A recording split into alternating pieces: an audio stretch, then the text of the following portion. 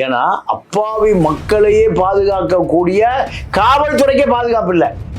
இது போன்ற என்கவுண்டர் செய்ய வேண்டிய குற்றவாளிகள் தமிழ்நாட்டில் ஆயிரக்கணக்கான பேர் இருக்காங்க. உடம்பலப்பேட்டை சட்டமன்ற உறுப்பினர் மகேந்திரனுடைய பண்ணை வீட்டில் நடந்திருக்கு. 40 ஏக்கரா பண்ணை வீடு, எம்எல்ஏ வீட்டில் கட்சிக்காரன் தங்குவான். இந்த சமூக விரோதிகள் எதுக்கு அங்கே தங்க வைக்கப்பட்டிருக்கிறார்? இப்படி ஒரு கேள்வி வருது. நிதானம் இருக்கிற குடிகார போலீஸை பார்த்து ஓடி போயிடுவான். இவன் துரத்திட்டு போய் வெட்டுறான். இந்த சாராய வியாபாரத்தை ஆதரிக்கிறவன் தான் இதை சொல்லுவான். அவன் குடிச்சு முடியாத பண்ணிவிட்டாயா, ஏன் சாராய வியாபாரம் நடக்கணும், டாஸ்மாக் வியாபாரம் நடக்கணும், இதை யார் சொல்லுவானா? ஆளுங்கட்சிக்காரர் தான் சொல்லுவான். அதிகாரிகள் ஓட ஓட துரத்தி வெட்டுறான்னா அவன் எத்தனை பெரிய பிறவி குற்றவாளியாக இருக்கும். கையில் காலையில் வெட்டவங்க பொழைச்சிருப்பான். அந்த ஈஸ்வரமூர்த்தி வேலையே செய்ய முடியறதில்லை, பொன்மாணிக்கு மேல் வேலை செய்ய முடியறதில்லை, ராமானுஜம் வேலையை விட்டே போயிட்டார், ஈஸ்வரமூர்த்தி வேலை செய்ய முடியல, அசலாக்காருக்கு டிஎஸ்பி சுந்தரேசன் இவங்கள வேலையே செய்ய முடியல. அப்படித்தான் நடந்துட்டு இருக்கு திமுக ஆட்சி காலத்தில். அதிமுக ஆட்சி காலத்தில் போலீஸுக்கு எந்த அரசியல்வாதியும் போக மாட்டான், போனும் பண்ண மாட்டான். இது அதிமுக திமுகவுக்குமான வித்தியாசம்.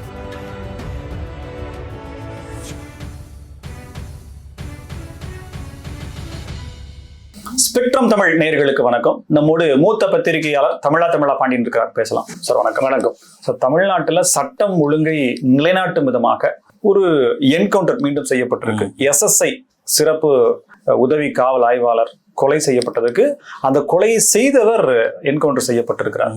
இதன் மூலியமாக சட்டம் ஒழுங்கு இரும்பு கரம் கொண்டு முதலமைச்சர் தன்னுடைய அந்த துறையை கவனித்திருக்கிறார் அப்படின்றத எடுத்துக்கலாம்ல சார்? ஒரு நல்ல நடவடிக்கையா? இல்லை, இதில் என்னன்னா, என்கவுண்டர் முதலமைச்சருடைய கவனத்திற்கு போகாமல் காவல்துறை எஸ்பி செய்ய மாட்டார். இப்போ இந்த காவல்துறை அதாவது சீருடையோடு யூனிஃபார்மோடு வெட்டுகிற துணிச்சல் நீங்கள் அந்த ரவுடிக்கு எப்படி வந்தது? நீங்கள் அவர் தப்பி ஓடுறார், அருவாள் எடுத்துட்டு துரத்துறான். மணிகண்டன் தப்பி ஓடுறாரு. 57 வயது நிறைவடைந்த ஒரு மூத்த ஒரு காவல்துறை அதிகாரி அவர் கொல்லப்படுகிறார். அப்போ அதற்கு பதில் வன்முறை தான். ஏன்னா அப்பாவி மக்களையே பாதுகாக்கக்கூடிய காவல்துறைக்கே பாதுகாப்பு இல்லை. அப்போ இதை எப்படி எடுத்துக்கொள்வது? குறைந்தபட்ச என்கவுண்டர் தான். இது போன்ற என்கவுண்டர் செய்ய வேண்டிய குற்றவாளிகள் தமிழ்நாட்டில் ஆயிரக்கணக்கான பேர் இருக்காங்க. இந்த ஆயிரக்கணக்கான பேருக்கும் இந்த என்கவுண்டர் தான் அச்சுறுத்தல். நீங்கள் கேரளா, கர்நாடகா, ஆந்திரா, இப்போ பல மாநிலங்கள் எடுத்துட்டிங்கன்னா கோபத்தில் கொலை நடக்கும், இல்லை சொத்துக்காக கொலை நடக்கும், வன்மத்துக்காக கொலை நடக்கும். தமிழ்நாட்டில் மட்டும்தான் கூலிப்படை காசு கொடுத்தா கொலை பண்றாங்க. அப்ப இதை தடுக்க வேண்டிய பொறுப்பு யாருக்கு இருக்கு? காவல்துறைக்கு தான் இருக்கு. இப்ப காவல்துறைய கொல்லப்படுகிற பொழுது இதை யார் செய்வது? இப்படி ஒரு கேள்வி, பெரிய கேள்வி எழுது. சரி, இப்போ இந்த இன்னொரு பெரிய அதிசயம் என்னன்னா, இது எங்க நடந்திருக்குன்னா, உடம்பலப்பேட்டை சட்டமன்ற உறுப்பினர் மகேந்திரனுடைய பண்ணை வீட்டில் நடந்திருக்கு. 40 ஏக்கரா பண்ணை வீடு. இப்போ பண்ணை எம்எல்ஏ 2014 அவரே நாடாளுமன்ற உறுப்பினர், பொள்ளாச்சி நாடாளுமன்ற உறுப்பினர். அவருடைய வீட்டில் பண்ணை வீட்டில் நடந்திருக்குன்னா, இந்த சமூக விரோதிகள் எதுக்கு அங்கே தங்க வைக்கப்பட்டிருக்கிறார்? இப்படி ஒரு கேள்வி வருது. எம்எல்ஏ வீட்டில் கட்சிக்காரன் தங்குவான், இல்லைன்னா உறவினர் தங்குவான். ஒரே ஒரு கேள்வி என்னன்னா, இந்த கொலைக்கு காரணமாக இருந்த அந்த மூர்த்தி, தங்கபாண்டியன், மணிகண்டன் பேர்ல இதற்கு முன்பு ஏதேனும் வழக்கு, இது போன்ற வழக்குகள் இருக்குதா? அவர்கள் குற்றவாளிகளா, சரித்திர பதிவேடு குற்றவாளிகளா அப்படிங்கிறத தாண்டி குடி போதை தலைக்கேறி யாருன்னே தெரியாம தான் அவங்க அந்த கொலையை பண்ணுனாங்களா அப்படின்ற மாதிரியான ஒரு சந்தேக பார்வை. ஏன் அப்படின்னா, இப்போ ஒரு யூனிஃபார்ம் இருக்கக்கூடிய காவலரை வெட்டக்கூடிய துணிச்சல் அப்படிங்கிறது இங்க எங்க சார் வரும்? இப்போ இதுனா ஒரு கேங் முதலா இவ நம்ம கொலை பண்ணணும்ன்ற பிளான் பண்ணி அவங்க பண்ணாங்களான்ற கேள்வி ஒண்ணு வருது இல்ல? இப்ப நீங்க சமூக விரோதிகள் ஏன் தங்கியிருந்தாங்கன்னு கேட்கிறப்போ இந்த கேள்வியும் வருது இல்ல? இல்ல, இப்போ எந்த போதை ஆசாமியும் போலீஸ் வேனை பார்த்து அவ வீட்டுக்கு போயிடுவான். எவ்வளவு போதையில் இருந்தாலும். நான் பல பேர் என்னுடைய அனுபவத்தில் பார்த்துருக்கேன். கேங்கு குடிச்சிட்டு ரவுடிஸ் பண்ணிட்டு இருப்பான். போலீஸ் சைரன் சத்தத்தை கேட்டா அவ்வளவு பேர் கடைஞ்சு ஓடிடுவான். இதுதான் காவல்துறை மீது உள்ள அச்சம். முதல்ல காவல்துறைக்கு சைரன்லாம் இல்லை. ஒரு 10-15 வருஷமா தான் சைரன். இது எங்கன்னா ஐரோப்பாவிலிருந்து வந்த கல்ச்சர் இது. முதல்ல லண்டன்லயோ ஐரோப்பாவில் தான் காவல்துறைக்கு சைரனே கொடுத்தான். அங்க என்ன இருக்கோ சேம் டிட்டோ அங்க வந்துடும், காப்பி அடிச்சு கொண்டு வந்துடுவான். இவனுக்கு அறிவே இல்லை, எல்லாம் ரியல் எஸ்டேட் கமிஷனர்கள் தான். அப்போ யூனிஃபார்மை, போலீஸையும் யூனிஃபார்மையும் பார்த்தா பெரிய குடிகாரன் கூட தெரிச்சு வீட்டுக்கு போயிடுவான். ஏன்? அவன் காவல் நிலையத்தை கொண்டு போய் நைய புடைக்கப்படுவான். இது வளமையா உள்ள விஷயம். குடி போதை தெளிஞ்ச பிறகு நீங்க போலீஸ் ஸ்டேஷன் படுக்க வச்சிருவான் லாக்அப்ல. அவன் என்ன சட்டவிரோத செயல் செஞ்சானோ அதற்கு அவன் அங்க லாடம் கட்டப்படுவான். அதுக்கு பேர் லாடம் கட்டுறது, பஞ்சாப் கட்டுன்னு சொல்றது அது போலீஸ் பாஷையில. மாவு கட்டு சமீப அதான் பஞ்சாப் கட்டு. அப்ப இதெல்லாம் போலீஸ் ஸ்டேஷன் நடக்கும். இதுக்கு பயந்து என்ன பண்ணுவான், அந்த பெரிய குடிகாரன் பூரா அதான் குடிகாரன்னா ரொம்ப குடிச்ச பிளாட்டை படுத்துருவான், தெருவுலயே படுத்துருவான், ரோட்லயே படுத்துருவான். நிதானம் இருக்கிற குடிகார போலீஸை பார்த்து ஓடி போயிடுவான். இவன் துரத்திட்டு போய் வெட்டுறான். அவன் இவன் எப்படி குடிகார சொல்ல முடியுங்க? இது இந்த சாராய வியாபாரத்தை ஆதரிக்கிறவன் தான் இதை சொல்லுவான். அவன் குடிச்சு முடியாத பண்ணிவிட்டாயா?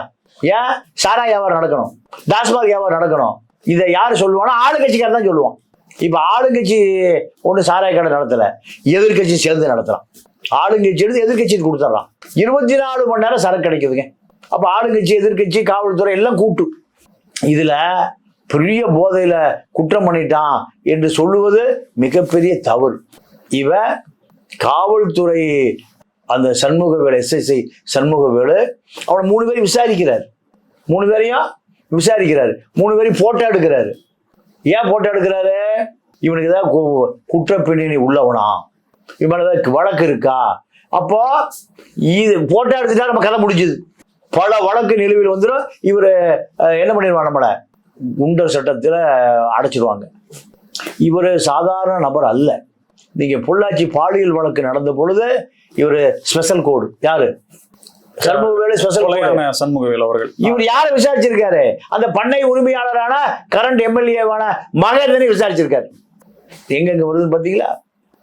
இதுவரை செங்கோட்டையனுடைய சம்பந்தி, செங்கோட்டையனுடைய மகன் கதிரனுடைய மகனுக்கு இவருடைய பிள்ளையை கொடுத்துருக்கு. அப்போ அரசியல் வலுவான நபர். 2014 எம்பியா இருக்கிற பொழுது அவர் மிக சாதாரணமாக ஒரு பஞ்சாயத்து போர்டு தலைவராக இருந்திருக்கார்.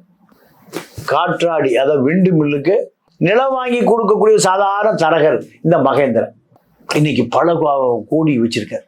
எப்படின்னா, விண்டு மில்லுக்கு நில உரிமையாளர் 5 லட்சம் ரூபா பேசி அட்வான்ஸ் கொடுத்துட்டு விண்டு மில்லுக்கு 1 கோடி வாங்கிடுவார். இப்படி பல கோடிகளை கையாண்ட சாதாரண நபராக இருந்து 2014 ராவணனுக்கு பல கோடிகளை கொடுக்கிறார். MP சீட் வாங்குறது. வேலுமணிக்கு சில கோடிகளை கொடுக்கிறார். உள்ளூர் சட்டமன்ற உறுப்பினராக இருந்த பொள்ளாச்சி ஜெயராமனுக்கும் சில கோடிகளை கொடுக்கிறார். சசிகலாவுக்கும் கோடி. எல்லாம் கோடிகள் கொடுத்தா யாருக்கு வேணாலும் MP சீட் கிடைக்கும். மக்கள் எவனுக்கு வேணா ஓட்டு போட்டுருவோம். இதான் திமுக அதிமுக ஸ்டைல். எம்பியா வருவவனுக்கு என்ன தகுதி இருக்கு? மக்களுக்கு நாடாளுமன்றத்தில் 40 MP நாடாளுமன்றத்தில் ஓட்டு போடுறாங்க மக்கள். யாருன்னு தெரியாம ஓட்டு போடுவோம். ஒன்னும் ரெட்டையில இருக்கு, இல்லைன்னா உதயசூரி என்று நீங்க தொகுதியில் சர்வே எடுங்க. யாருங்க நாடாளுமன்ற உறுப்பினர்? யாருங்க தெரியும்? நான் ரெட்டைலைக்கு போட்டேன், உதயசூரியன் போட்டேன். கட்சிக்கு சம்மந்தமே இல்லாத நபர் பணத்தை எடுத்துட்டு போனா அறிவாலயத்திலையும் வாங்கிடலாம், பாய்ஸ் தோட்டத்திலையும் வாங்கிடலாம். பணம் இருந்தா சரி. பணம் கோடிகள் இருக்கணும். அது போலதான் நம்ம மகேந்திரா சாதாரண ஒரு வார்டு பஞ்சாயத்து போர்டு தலைவராக இருந்த ஒரு நபர் டெல்லியில நாடாளுமன்ற உறுப்பினராக மாறுறார். அப்போ இந்த பண்ணை வீட்டுல அவர் வந்ததே தெரியாதுன்னு சொல்றாரு. எப்படி 40 ஏக்கரா பண்ணை வீடு, பல 40 ஏக்கரா பண்ணை வீடு. இந்த பண்ணை வீடு எத்தனை ஏக்கரா? 40 ஏக்கர்.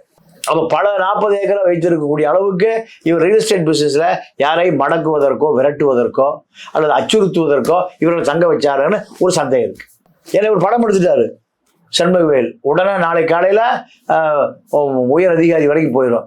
அப்ப அவன் நம்ம மாட்ட போறோம், நம்முடைய வலை தொடர்பு பூரா மாட்ட போகுது, நம்முடைய அத்தனை தொடர்பு சிக்க போகுது, எம்எல்ஏவுடைய தொடர்பும் வெளியுறது, இப்படியெல்லாமான நெருக்கடியில் தான் அவர் கொல்லப்பட்டிருக்கிறார்.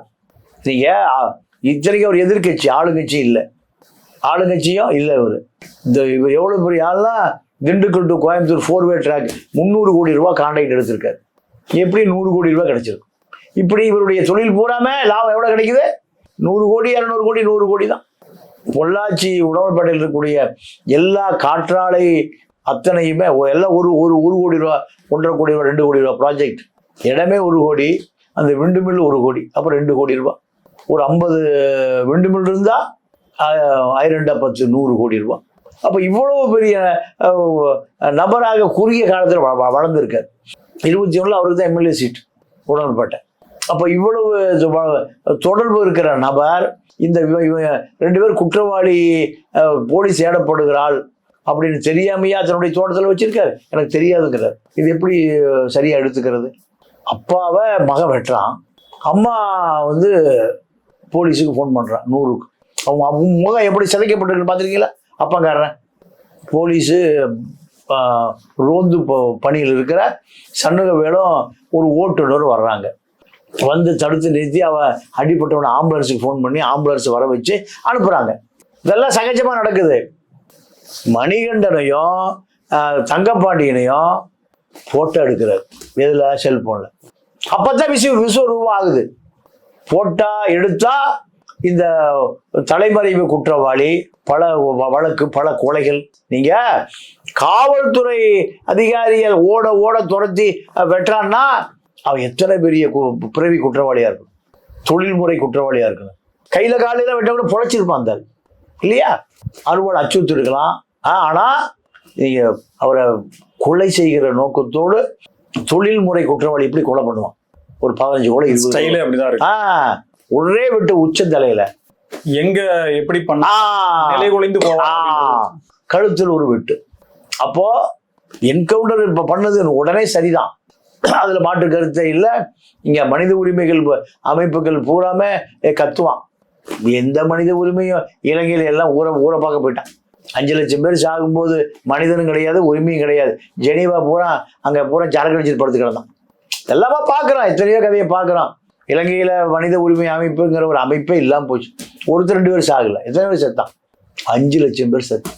சரி, இது போல ஒரு தனி நபர்கள் செய்யக்கூடிய குற்றங்களுக்கு ஒரு கேங்கா இருக்கக்கூடியவங்க, இப்ப இந்த ஏரியால கஞ்சா விற்கிறதுனால வரக்கூடிய சண்டை, சமீபத்துல புழல் சிறைக்கு கொண்டு போகக்கூடிய ஒரு கேங்கை சேர்ந்தவர்கள் காவலர்களுக்கு மிரட்டல் விடுக்கக்கூடிய வீடியோலாம் பாத்தீங்க சார். இப்ப அவர்களுக்கான தண்டனை, அவர்களை எப்படி ஒடுக்குறது அப்படின்ற மாதிரியான கேள்விகள் வந்தா இது எப்படி என்கவுண்டர் அப்படிங்கிறது எப்படி சார் ஒரு தீர்வா எடுத்துக்கலாமா, இல்ல சட்டம் இந்த மாதிரியான சில மாதிரி நேரங்கள்ல இந்த மாதிரி செய்வதுதான் சரியா இருக்குமா? இல்லைங்க, அதாவது இந்த ஆற்காடு சுரேஷ் ஆம்ஸ்ட்ராங் வழக்குல எத்தனை கொலை நிலுவையில் இருந்து தெரியுமா? 17 கொலை. ஒரு எவிடன்ஸ் கூட இல்லையா? ஒரு முறை கூட அவனுக்கு ஆயுள் தண்டனை கொடுக்க முடியலையா?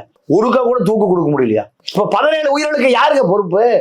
17 உயிரை கொலை செஞ்சுட்டு அவன் 18வது கொலை பண்றான்னா காவல்துறையே தேவையில்லைங்க. 1 லட்சம் காவல்துறை இருக்கு, 80,000 ஃபோர்ஸ் இருக்கு, பட்டாலியனோட சேர்த்து ஆயுதப்படையோட சேர்த்து 1 லட்சம் பேர் இருக்கு. 6.5 கோடி பேரை காப்பாற்றுறதுக்கு எத்தனை பேர் இருக்கான்? இந்த அதிகாரிகள் ஐஏஎஸ், ஐபிஎஸ், ஐஜி, டிஐஜி, டிஜிபின்னு இவ்வளவு பெரிய நெட்வொர்க் இருக்கு. காவல்துறையே காப்பாற்ற முடியாம தப்பி ஓட வேண்டிய நிலை இருக்குன்னா இதே காவல்துறை தவறு தான். இப்படி இவ்வளவு தூரம் வளர்ந்துருப்பான். காவல்துறையுடைய தவறுன்னு சொல்றீங்களா சார்? காவல்துறையினுடைய தவறு மட்டும்தான் இல்ல அதிகாரங்கள் அவங்களுக்கு கொடுக்கக்கூடிய உரிமங்கள், காவல்துறை தனி சுதந்திரத்தோட செயல்பட்டுச்சு அப்படின்னா அவங்களால குற்றங்களை தடுக்க முடியும். அந்த இடத்துல அரசியல் தலையீடு இருக்குன்ற குற்றச்சாட்டு வைக்கப்படுதுல்ல சார்? இல்லைங்க, அரசியல் ஏன்னா கவர்மெண்ட் மாறினா கூட அது அந்த கவர்மெண்ட்டுக்கு ஏற்ற மாதிரி காவல்துறை செயல்படுது அப்படின்ற குற்றச்சாட்டு வைக்கிறாங்க. அது நிரந்தர உண்மைதான். அதாவது என்னன்னு கேட்டீங்கன்னா, ஒரு வழக்கை நடத்துவது யாருன்னு கேட்டீங்கன்னா கோர்ட்டு ஏட்டையான்னு ஒருத்தர் இருப்பார், ஒரு வயசானவர்.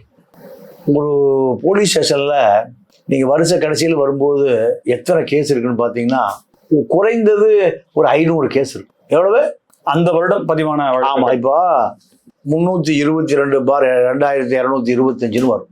2025 வருஷம் 365வது கேஸ். இந்த 365 கேஸை நடத்துவதற்கு ஒரே ஒரு ஏட்டையா தான். ஒரே ஒரு ஸ்டேஷன்ல லிமிட் எவ்வளவு? ஒரு இன்ஸ்பெக்டர் இருப்பாரு, 2 எஸ்ஐ, ஒரு 10 கான்ஸ்டபிள், ஒரு ஏட்டையா, ஒரு ரைட்டர். இது எப்படி இவ்வளவு பெரிய ஒரு ஸ்டேஷன்ல ஒரு நாளைக்கு ஒரு வழக்கானால 365 வழக்காயிரு. 5 வருஷம் முடியாத வழக்கெல்லாம் இருக்கு, 4 வருஷம் முடியாத வழக்கெல்லாம் இருக்கு. அப்ப எத்தனை ஆயிரக்கணக்கான வழக்கு? அதான் சார், பற்றாக்குறையா காவல்துறையினர் இருக்காங்க, காலி பின்னணிகளை நிரப்புறதே இல்லை. ஆனா ஏதேனும் தவறு நடந்தால் திரும்பவும் அதே காவலர்கள் தானே சார் பலிகடா ஆக்கப்படுறாங்க. அப்ப யாருடைய தவறு அப்படின்ற கேள்வி வரும்போது அரசு தப்பிச்சுக்குது அப்படின்ற கேள்வி. இல்ல அதாவது உயர் அதிகாரிகள், இப்ப எஸ்பி இருக்காரு, டிஎஸ்பி இருக்காரு, இன்ஸ்பெக்டர் 3 பேர், அவர்கள் தான் அத்தாரிட்டி ஆஃப் போலீஸ். குற்றவாளியை நீங்க கண்டிப்பா குற்றவாளி அரசியல் ஒழிச்சுக்குவான். மிளகாப்பொடி வெங்கடேஷ் எல்லாம் பெரிய தலைவர் மோடியை பார்க்கலாம், பல வழக்கு இருக்கு, பல கட்ட பஞ்சாயத்து இருக்கு. ஆனால் நீங்க தொழில்முறை குற்றவாளி இருக்காங்கல்ல, அவர்களை நீங்க இந்த காவல்துறை நடவடிக்கை எடுப்பதே இல்லை. அரசியல் இருக்குது ஒரு பக்கம், அரசியல் இருந்தாலும் இவர்களும் அரசியல்வாதிகளோட பங்கு போட்டுக்கிறான். மனசாட்சி உள்ள போலீஸ் அதிகாரிகளை பார்க்கவே முடியறதில்லை. நீங்க ஈஸ்வரமூர்த்தி வேலையே செய்ய முடியறதில்லை, பொன்மாணிக்கு மேல் வேலை செய்ய முடியறதில்லை, ராமானுஜம் வேலை விட்டே போயிட்டார், ஈஸ்வரமூர்த்தி வேலை செய்ய முடியல, அசலாக்காருக்கு டிஎஸ்பி சுந்தரேசன் இவங்கள வேலையே செய்ய முடியல. ஏன்? அரசியல்வாதி கரப்டடு. நீ கரப்டடா இருக்கலாமா? சீருடை பணியாளரான காவல்துறை நீங்க சுந்தரேஷ் என்ன சொன்னாரு? எஸ்பி என்ன இப்படி இருக்காதையா, வளைஞ்சுக்கையா, லஞ்சம் வாங்கியா, ஊழல் பண்ணியா அப்படின்னு சொல்றாருன்னு பயங்கரமா சொன்னாரா? அரசியல்வாதியா சொல்றான். நீ சரியா இருந்தா அரசியல்வாதி பயப்படுவான். நீயே அரசியல்வாதியாக மாறிவிட்டாய்.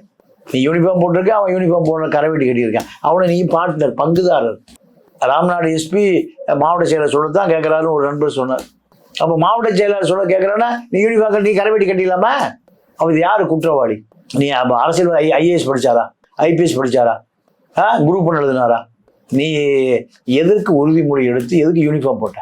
அந்த வேலையை செய்யறது இல்லையே. அப்புறம் எப்படி சார் குற்றங்கள் குறையும்? இப்ப குற்றங்கள் பெருகுச்சு அப்படின்னா அது அரசுக்கு தானே கேள்வியா வருது. சட்டம் ஒழுங்கு சரியில்லைன்னு சொல்லி எதிரி கட்சிகள் முதற்கொண்டு எல்லா கட்சிகளும் அரசத்தான கேள்வியா கேட்க போறாங்க. அது பிரச்சனையா தானே மாறும். ஆனா காவல்துறை அதிகாரிக்கு எந்த பிரச்சனையும் இல்லை.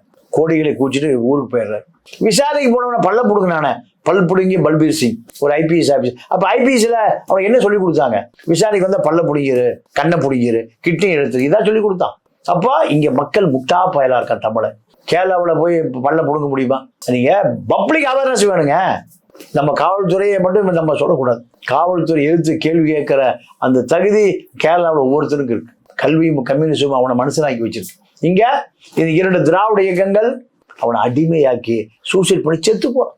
சண்முகவேலு கொலை என்பது தமிழ்நாட்டில் இப்போ ஒரு 10 நாளைக்கு குற்றவாளி பூரா பயந்துட்டு இருப்பான். அடுத்த என்கவுண்டர் நம்ம மேல போட்டுருவாங்க. ஆக்டிவிட்டிஸ்லாம் அப்படியே அமைதியா இருக்கும். அதன் பிறகு ருட்டீனா போயிடுவான். நீங்க இந்த என்கவுண்டர் என்பது மாசம் ஒருத்தர் இல்ல, வாரம் ஒருக்கா கூட பண்ணலாம்.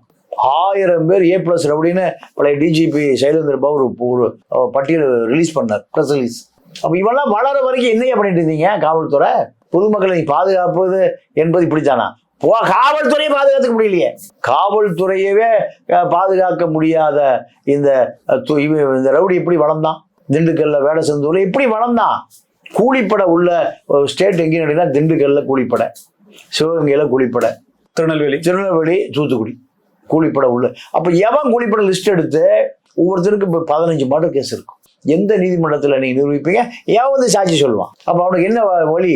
நம்ம அருண் சொன்னார்ல, ரவுடிகள் பாஷையிலே பதில் சொல்லுவேன் சொன்னாரா அவர் பிரஸ் மீட்ல? என்ன பாஷை? துப்பாக்கி குண்டுதான். இந்த கலாச்சாரத்தை கையில் எடுத்தால் மட்டும்தான் தமிழ்நாட்டில் காவல்துறையை காப்பாற்ற முடியும், மக்களையும் காப்பாற்ற முடியும். டிபி சத்திரத்தில் நீங்க அந்த வீடியோ பார்த்திருப்பீங்க சார். ஒரு ஏற்கனவே ரவுடியா இருந்தவர் 14 வருடங்களுக்கு முன்பு நடந்த ஒரு கொலையின் பழிக்கு பழியாக சிசிடிவி கேமரால இருந்து தப்பிச்சு ஓடுறாரு. இன்னொரு வீட்டினுடைய கிச்சனுக்குள்ள போய் அந்த வீட்டுல 2 வயசு குழந்தை இருக்கு சார், அங்கேயே வச்சு பண்றாங்க. அவங்க வீட்டுல இருக்கவங்க பதறி அடிச்சு பேட்டி கொடுக்குறாங்க சார். இவங்க எங்க போனாங்கன்னு தெரியல. கிட்டத்தட்ட 2 நபர்களை கைது பண்றாங்க. அதுல ஒருத்தன் 17 வயசு தான் ஆகுது, சிறுவர்கள் இருக்காங்க. இன்னொரு குற்றவாளியுமே கிட்டத்தட்ட நியர்பை 20 அந்த மாதிரி தான் இருக்கு. இவ்வளவு சின்ன வயசுல அவங்க எப்படி சார் இந்த மாதிரியான விஷயங்கள் செய்யறாங்கன்னா தொடர்பு எப்படி கிடைக்கல? அவன் எப்படியாவது அவனுக்கு கஞ்சா பழக்கம் இருக்கும், ட்ரக்ஸ் பழக்கம் இருக்கும் 17 வயசு பையனுக்கு. அப்ப அவன் என்ன செய்யறனே தெரியாமல் மூளைச்சலவை செய்யப்பட்டு கொலை செய்வதற்கு தூண்டப்படுகிறான். அவனுக்கு அடிப்படை கல்வி இல்லை. அடிப்படை அவனுக்கு கல்வி இருந்தா அவன் இப்படி கூலிப்படைக்கு வரமாட்டான். இங்கதான் சார் அரசு மேல போதை பழக்கத்தை குறைக்கணும், போதை பொருட்களுடைய உபயோகத்தையும் வரத்தையும் நீங்க கட்டுப்படுத்தணும்ன்ற அதெல்லாம் வாய்ப்பே இல்லைங்க. அதெல்லாம் வாய்ப்பே இல்லை. ஏன்னா ஒரு இன்ஸ்பெக்டர் நினைச்சாருன்னா 24 மணி அந்த ஏரியாவில் போதை இல்லாத பகுதியை மாற்ற முடியும். ஒரு ஸ்டேஷன் நினைச்சா அவனுக்கு பின்னாடி பெரிய அரசியல்வாதி இருப்பான். ஆனா நினைக்க மாட்டாரா சார்? நினைக்கிறது அவருக்கு அதிகாரம் இல்லை, இல்ல நினைக்க விட மாட்டாங்க. இல்லை அவருக்கு. ஏன்னா தமிழ்நாடு முழுக்க ஒரு 2000 வங்கி கணக்கை டிஜிபி சைலேந்தர் பாபு பிரீச் பண்ணதா ஒரு தகவல். 2000 கஞ்சா விற்கிற வங்கி கணக்கை நீங்க ஒழிப்பதை விட 2000 கஞ்சா விற்கிறவனை பிடி ஜெயில போட்டுக்கலாமா? இப்ப டிஜிபி எப்படி இருக்காருன்னு பாரு சைலேந்தர். இதெல்லாம் பத்திரிகை செய்தி தான். வங்கி கணக்கை ஆராய்வதற்கு 2000 பேருக்கு பின்னாடி 2000 போலீஸ் அலைஞ்சிருக்கும். சாதாரண கண்டுபிடிச்ச முடியுமா கஞ்சா விற்கிறவன்னு? அப்ப 2000 பேர் கஞ்சா விற்கிறது அரசுக்கு தெரியும், அப்படித்தானே? அப்புறம் எப்படி நீங்க கஞ்சா ஒழிப்பீங்க? நீங்க சார் அரசியல்வாதிகள் இந்த ரவுடிகளுடைய ஒத்துழைப்போடு ஆட்சிக்கு வர வேண்டியிருக்கு சார். நீ கருணாநிதி ஆட்சியில பங்குமான்னு ஒருத்தர் இருந்தார். அவரை வச்சு தான் 200 வார்டுலையும் என்ன நடந்தது? உள்ளாட்சி தேர்தல் நடந்தது. ஹைகோர்ட் ஜட்ஜ் ஒருத்தர் ஓட்டு போட போறாரு, எல்லாம் ரவுடியா இருக்கான். 200 வார்டு வெற்றி பெற்ற தேர்தலையும் ஹைகோர்ட் ஜட்ஜ் தள்ளுபடி பண்ணார். தெரியுமா? கேள்விப்பட்டீங்களா? அதுல ஒரே ஒரு ஆம்ஸ்டாங் மட்டும் தான், ஏங்க நான் ஆளுங்கட்சியில் எதிர்கட்சி இல்லைங்க, எனக்கு ஓட்டு போட்ட பூரா உண்மையான மக்கள் சொல்லி அவரை தவிர எல்லாமே 200 வார்டையும் தேர்தல் செல்லாதுன்னு ஒரு ஹைகோர்ட் ஜட்ஜு உத்தரவு போட்டார். கருணாநிதி முதலமைச்சர். கருணாநிதிக்கு யார் தேவைப்படுறா? 200 தொகுதியில் வெற்றி பெறுவதற்கு ரவுடிகள் தேவைப்படுறார். ஒரு முதலமைச்சர் அலுவலகத்துக்கு இது எங்க போய் சொல்றது? அப்போ சண்முகவேல் கொலைக்கு சரியான தீர்வு என்கவுண்டர் மட்டுமே. பல என்கவுண்டர் நடத்த வேண்டியிருக்கு.